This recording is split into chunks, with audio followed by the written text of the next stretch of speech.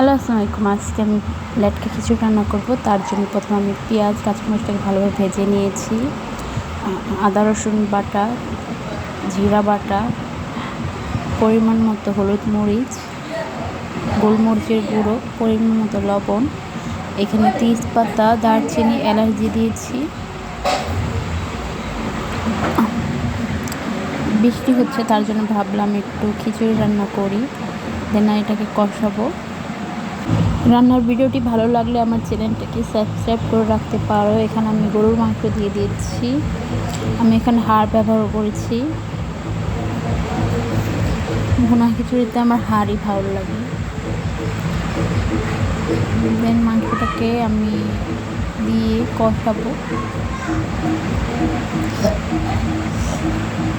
কষানোর পরে এখানে আমি কুমড়ো, টমেটো, আলু দিয়ে দিব।